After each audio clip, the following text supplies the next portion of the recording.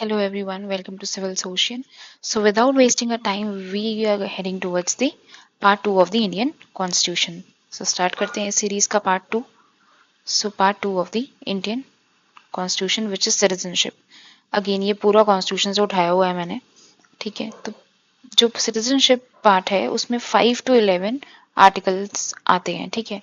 तो part 5 citizenship at the commencement of the Constitution. तो किसको किसको सिटीजनशिप दी जाएगी? Who was born in the territory of India, either of whose parents was born in the territory of India or who has been ordinarily resident in the territory of India for not less than 5 years.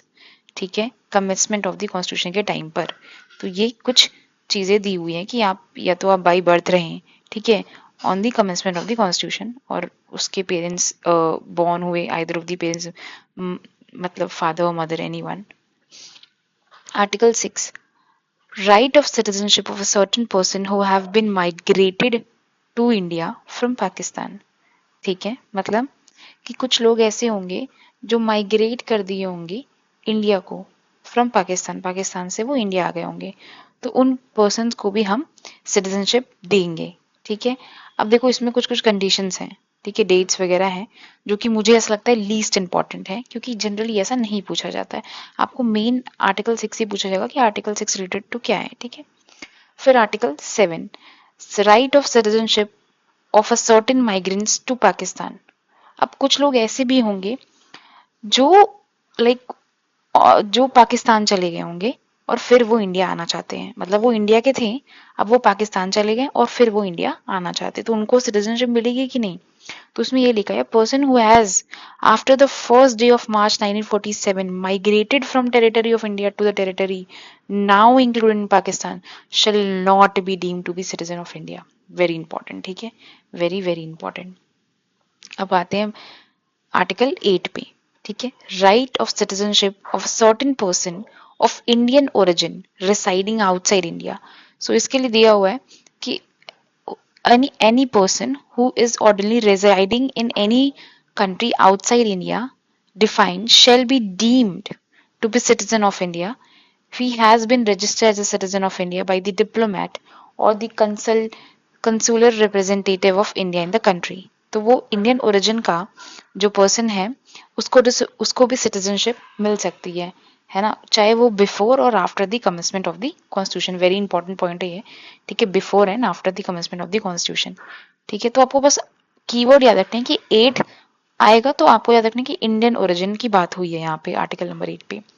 Article 9, a person voluntarily acquiring citizenship of a foreign state not to be citizens. Okay, so अब यहाँ पे dual citizenship की बात की तो India जो है dual citizenship follow नहीं करता है, जैसे कि यूएसए करता है, बट इंडिया नहीं करता है. तो no person shall be citizen of India if he has voluntary acquired the citizenship of any foreign state. मतलब कोई इंडिया का बंदा है, सिटीजन ऑफ इंडिया है, और उसने यूएसए की सिटीजनशिप ले ली, तो उसकी तुरंत इंडिया की सिटीजनशिप कैंसिल हो जाएगी. ठीक है, अब आते हैं आर्टिकल 10 में, continuance of rights of citizenship. Every person who is deemed to be citizen of India, okay, subject to the provision of any law that made by the parliament to continue. ठीक है, कोई भी citizen है, उसको अगर citizen of India रहना है तो उसको पार्लियामेंट जो लॉ बना रही है उसको फॉलो करना पड़ेगा, तभी तक वो सिटीजन ऑफ इंडिया है. ठीक है, पार्लियामेंट ने बोला कि आपकी फंडामेंटल राइट्स ये हैं या आपको ये फॉलो करना है, तो आपको वो फॉलो करना पड़ेगा, राइट. तो वही उसको फॉलो करते हैं तो वो सिटीजन ऑफ इंडिया रहते हैं. बेसिकली इसमें आर्टिकल 10 में ये लिखा हुआ है. Article 11, okay, parliament to regulate the right of citizenship by law. तो कई बार हम बोलते हैं कि सिटीजनशिप का कोई एक्ट मेंशन है कॉन्स्टिट्यूशन में, नहीं. तो पार्लियामेंट के पास पावर है with respect to acquisition and termination of the citizenship and all other matters related to it. So parliament is the body जो वो सिटीजनशिप के ऊपर चीजें बनाएगी, नॉट द कॉन्स्टिट्यूशन. कई बार क्वेश्चन ऐसे आते हैं, तो ये याद रखना है, ठीक है, कि parliament is the major body with respect to the acquisition and termination of the citizenship and all other matters related to it. Okay, so ऐसे और वीडियोस देखने के लिए please like, share and subscribe our channel.